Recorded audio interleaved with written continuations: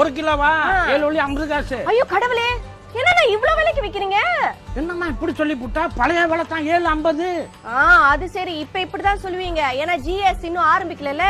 GST ஆரம்பிச்ச பிறகு 1 kilo கோழியே 12 வெள்ளி 18 வெள்ளின்னு கூட சொல்லி வைக்க போறீங்க. எங்களுக்கு தெரியாதா?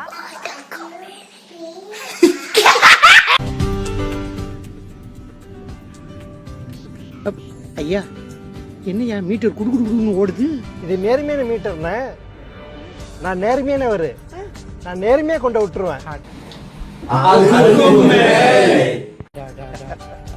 பயந்துட்டேன்யா. எங்க 6% ஜிஎஸ்டி ஏத்துருவீங்கன்னு என் மண்டலம் பிச்சுக்கும் ஐயா. அண்ணே, இப்போ உள்ள பிள்ளைங்களுக்கு பெரும்பாலுமே இந்த ஜிஎஸ்டி பத்தி ஒண்ணுமே புரியலண்ணே. அதாவது ஜிஎஸ்டி எல்ஆர்டி, மோனோரேல், பஸ்ஸு, பேரி, பேச்சா, இதுக்கெல்லாம் ஜிஎஸ்டியே கிடையாது. ஏன்னா பொது வாகனங்கள். ஓ, கோசம் ஜிஎஸ்டி எல்லாம்.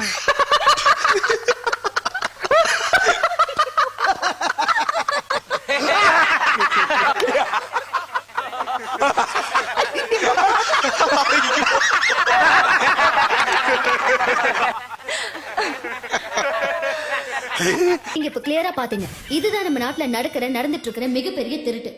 எல்லா திருட்டுக்கும் ஆரம்பம் இந்த திருட்டு தான். எலக்ட்ரிக் விலை ஏற போகுது. ஓகே, தண்ணி எல்லாம் ஏத்த போறாங்க. ஓகேயா, எல்லாத்துக்குமே இனிமே நீங்க வரி கட்ட போறீங்க. இத்தனை நாள் நாட்டுல வரி கட்டணும் பணக்காரங்க மட்டும்தான். இப்ப நம்ம மாதிரி ஏழைங்க எல்லாமே வரி கட்ட போறோம். சோ இந்த வரி மக்களுக்கு பயங்கரமான எல்லாத்தையும் நம்மள ஏழையாக்க போகுது. மறுபடியும் 500 வெள்ளி தான் சம்பளம் எடுக்கிறோமா, இதுக்கப்புறம் அது கூட நம்மளுக்கு பத்தாது. இனிமே ரேடியோல எஸ்ட்ரோல பொருள் சேவை வரின்னு சொன்னா உங்களுக்கு தெரியணும் இதுதான். இதனால ஒரு நன்மை நம்மளுக்கு இல்ல. சரிங்களா? இது தெரிஞ்சுக்கங்க, படிச்சு புரிஞ்சுக்கங்க. ஜிஎஸ்டி எப்படி பாதிப்பு, எப்படி மக்களை பாதிக்குது அப்படின்னு பார்த்தோம்னா, ஒரு சராசரி தொழிலாளி, கம்பெனி தொழிலாளி 1000 வெள்ளி சம்பளம் எடுக்கிறாருன்னு வச்சுக்கோங்க.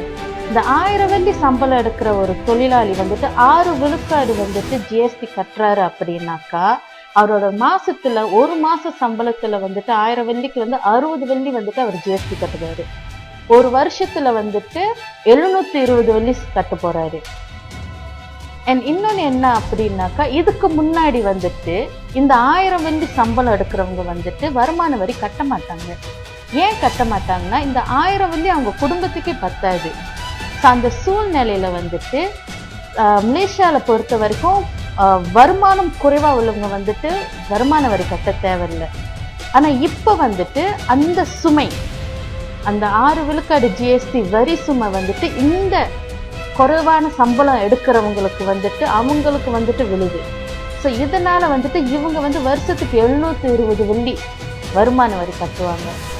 அந்த 720 வெள்ளி அவங்க எவ்வளவோ செய்யலாம் அவங்க பிள்ளைங்களுக்கு.